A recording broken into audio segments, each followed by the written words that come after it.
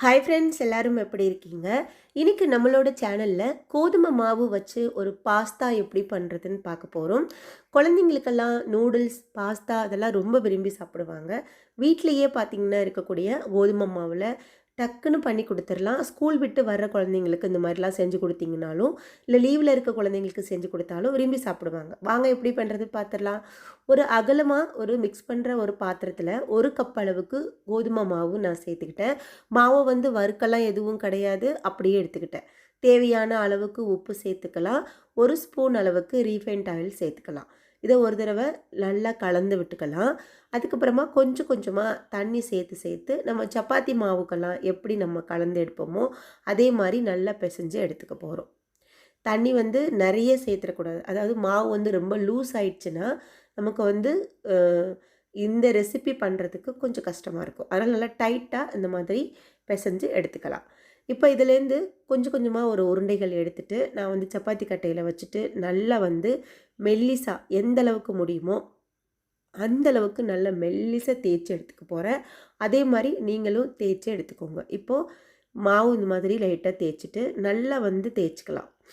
ரொம்ப கனமாக தேய்ச்சிடக்கூடாது, நல்லா மெல்லிசாக இருக்கணும். அப்போ தான் நம்ம கடையில் வாங்கி நம்ம பாஸ்தாலாம் செஞ்சு கொடுத்தோம்னா குழந்தைங்க எப்படி சாப்பிடுவாங்க அந்த மாதிரியே இருக்கும். ரொம்ப கனமாயிட்டேன்னா மாவாக இருக்கும், அது தெரிஞ்சிடும் கோதுமை மாவில் பண்ணியிருக்காங்க அப்படிங்கிற மாதிரி தெரியும்.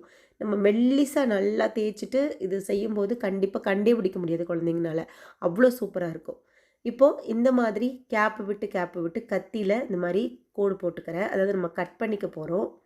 இந்த அளவுக்கு ஸ்பேஸ் விடுங்க, அப்போ தான் நமக்கு கரெக்டாக இருக்கும். இது மறுபடியும் திருப்பிட்டு அதுக்கு நடுவில் இந்த சைடு நம்ம திருப்பிட்டு இந்த மாதிரி ஒரு கோடு போட்டுக்க போகிறோம், அதாவது கட் பண்ணிக்க போகிறோம். நமக்கு வந்து இந்த மாதிரி ஒரு ஸ்கொயர் ஷேப்பில் நமக்கு இந்த மாதிரி கிடைக்கணும்.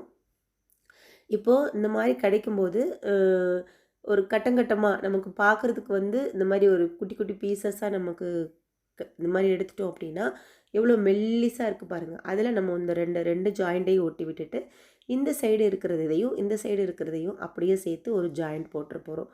பார்க்குறதுக்கு சங்குப்பூ மாதிரி இருக்கும், சங்கு மாதிரி இருக்கும், நல்லாயிருக்கும். குழந்தைங்க ரொம்பவே வந்து இதை எப்படி செஞ்சீங்க, நம்ம ஒரே மாதிரி கட் பண்ணிவிட்டு இல்லைனா ஒரு மாதிரி நீளமாக போட்டுட்டு நமக்கு பாஸ்தா மாதிரி கொடுத்தாலும் அவங்க கண்டுபிடிச்சிருவாங்க. ஆனால் இந்த மாதிரி நீங்கள் இப்படி வளைச்சி விட்டு நீங்கள் பாருங்கள், அசல் வந்து ஒரு சங்கு, அந்த சங்குப்பூ மாதிரி இருக்கும், குட்டி போட்டு மாதிரி தெரியும், நல்லாயிருக்கும் பார்க்குறதுக்கு. இந்த மாதிரியே நான் எல்லாத்தையும் செஞ்சு எடுத்துடுறேன்.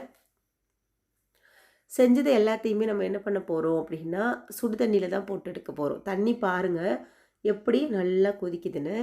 அதில் ஒரு பிஞ்சளவுக்கு மஞ்சத்தூள் நான் சேர்க்குறேன்.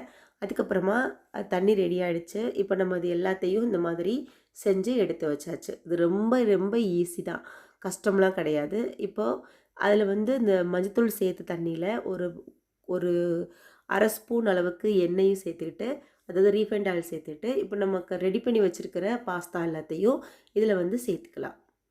சேர்த்துட்டு நம்ம வந்து நல்லா வேக வைக்க போகிறோம். இப்போ இதை சேர்த்த உடனே கரண்டி போட்டு நீங்கள் கலந்துடக்கூடாது. நல்லா கொஞ்சம் நேரம் நல்லா கொதிச்சதுக்கப்புறமா இந்த மாதிரி வெந்துட்டு எல்லாம் மேலே வந்துடும். அப்போ நம்ம கரண்டி வச்சு கலந்துட்டு நல்லா வந்து தண்ணியெல்லாம் வடிச்சிட்டு வேறு பிளேட்டில் வந்து எடுத்து வச்சுக்கலாம். இப்போ இது சூப்பராக வெந்துருச்சு. வேகாமலும் நீங்கள் டப்புன்னு போட்ட உடனே அப்படியே எடுத்துடாதீங்க, பச்சை மாவாக இருக்கக்கூடாது. இப்போ நம்ம சேர்க்கும்போது அது வெந்துருச்சுன்னா மேலே வந்துடும். இப்போ இது எல்லாத்தையுமே நான் வந்து பிளேட்டில் எடுத்து இந்த மாதிரி வச்சுட்டு ரெடியாக இருக்குது பாஸ்தா. இப்போ இதுக்கு மசாலாவுக்கு அடுப்பில் ஒரு அகலமான பாத்திரம் வச்சுட்டு 1 ஸ்பூன்லேருந்து 1.5 ஸ்பூன் ரீஃபைண்ட் ஆயில் விட்டுட்டு கொஞ்சம் சீரகம், கொஞ்சம் சோம்பு, ஒரு வெங்காயத்தை நல்லா பொடிசாக கட் பண்ணிவிட்டு சேர்த்துக்கிட்டேன். அதையும் சேர்த்துட்டு நல்லா வந்து கலந்து விட்டுக்கலாம். இதில் நான் வந்து தக்காளி சேர்க்கலை, தக்காளிக்கு பதிலாக நான் வந்து சாஸ் வந்து சேர்த்துக்கிறேன். நம்ம டொமேட்டோ சாஸ் வந்து சேர்த்துக்கிறேன். உங்களுக்கு அது சாஸ் வேண்டாம் அப்படின்னு நினச்சவங்க நீங்கள் தக்காளியை நல்லா பொடிசாக கட் பண்ணிவிட்டு நீங்கள் வந்து இதில் சேர்த்து நல்லா வதக்கி விட்டுக்கலாம். கொஞ்சமாக கருவேப்பிலை அதையும் நான் சேர்த்துட்டேன். அதுக்கப்புறமா பீன்ஸ் கொஞ்சம், கேரட் கொஞ்சம், அது நல்லா மெல்லிசாக கட் பண்ணி எவ்வளோ முடியுமோ அந்தளவுக்கு நல்லா மெல்லிசாக கட் பண்ணிட்டு போட்டு செஞ்சு கொடுங்க. அப்போ காய் கூடவே அவங்க சேர்த்து சாப்பிட்ருவாங்க. அது பார்க்குறதுக்கும் நீளமாக இருந்தால் கொஞ்சம் நல்லாவும் இருக்கும். அதனால நான் வந்து ரொம்ப ஜாஸ்தியாக காய் சேர்க்கலை. கேரட் பீன்ஸ் வந்து லைட்டாக அப்படி கீறிட்டு சேர்த்துக்கிட்டேன். அப்புறம் ஒரு பிஞ்சளவுக்கு மஞ்சத்தூள் சேர்த்துக்கிட்டேன். அதே மாதிரி உப்பும் கொஞ்சம் பார்த்துட்டு கம்மியாக சேர்த்துக்கோங்க. ஆல்ரெடி நம்ம வந்து மாவில் சேர்த்துருக்கோம், இருந்தாலும் சேர்த்துக்கோங்க. 1/2 ஸ்பூன் இஞ்சி பூண்டு விழுது சேர்த்துக்கிட்டேன். அதையும் சேர்த்துட்டு அதுக்கப்புறமா ஒரு 1/4 ஸ்பூன் சோயா சாஸ் சேர்த்துருக்கேன். 1 ஸ்பூன் அளவுக்கு டொமேட்டோ சாஸு சேர்த்துக்கிட்டேன். அது தக்காளி சேர்க்கலை, அதுக்காண்டி தான் நான் சேர்த்துருக்கேன். உங்களுக்கு இந்த சாஸ் ஐட்டங்கள் பிடிக்கல அப்படின்னா நீங்கள் அவாய்ட் பண்ணிவிட்டு தக்காளியை பொடிசாக கட் பண்ணிட்டு போட்டுக்கலாம். பூண்டு வந்து நல்ல பொடிசாக கட் பண்ணிட்டு போட்டுக்கலாம். அதுக்கப்புறமா கொஞ்சமாக உங்களுக்கு மசாலா, கரம் மசாலா அந்த மாதிரி ஏதாவது தூவிட்டு நீங்கள் நல்லா கலந்து விட்டுட்டு தேவையான அளவுக்கு உப்பெல்லாம் பார்த்துட்டு கூட நீங்கள் கொடுத்துக்கலாம். அதுவும் ரொம்ப நல்ல டேஸ்ட்டாக இருக்கும். நான் தக்காளி சேர்க்காம பண்ணுறதுனால நான் சாஸ் கொண்டு சேர்த்துக்கிட்டேன். அந்த ஃப்ளேவர் கொஞ்சம் நல்லாயிருக்கும் அப்படிங்கிறதுனால. இப்போ இந்த மாதிரி நல்லா கலந்து விட்டதுக்கப்புறமா காரத்துக்கு ரொம்ப ரொம்ப கம்மி தான். 2 பிஞ்ச் தான் நான் மிளகாய்த்தூள் சேர்த்தேன். அதே மாதிரி 1/4 டீஸ்பூன் அளவுக்கு இந்த ஃப்ளேவருக்கு கரம் மசாலா சேர்த்துக்கிட்டேன். ரொம்ப காரமாக சேர்க்கலை.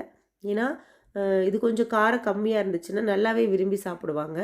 அதனால நல்லா இந்த மாதிரி கலந்து விட்டாச்சு. கலந்து விட்டுட்டு லாஸ்ட்டில் வந்து உங்களுக்கு கொஞ்சம் டேஸ்ட்டுக்காக மட்டும் கொத்தமல்லி வந்து பொடிசாக கட் பண்ணிவிட்டு மேலே அப்படியே தூவி விட்டுக்கலாம். தூவி விட்டுட்டு நீங்கள் வந்து அடுப்பை ஆஃப் பண்ணிவிட்டு இறக்கிற வேண்டியதாக. இப்போ இது வந்து பார்த்திங்கன்னா குழந்தைங்கள்லாம் வந்து இப்போது சப்போஸ் வந்து கோதுமை மாவில் நம்ம சப்பாத்திலாம் பண்ணி கொடுக்குறோன்னா கூட அவ்வளோ விரும்ப மாட்டாங்க சில குழந்தைங்க. இந்த மாதிரிலாம் பண்ணி கொடுங்க. ஒரு 5 நிமிஷத்தில் பிளேட்டே தட்டே காலி ஆகிடும். அப்படி சாப்பிடுவாங்க. ட்ரை பண்ணுங்கள். பிடிச்சிருந்தா சப்ஸ்கிரைப் பண்ணிக்கோங்க, ஷேர் பண்ணிக்கோங்க. ஓகே, பாய்.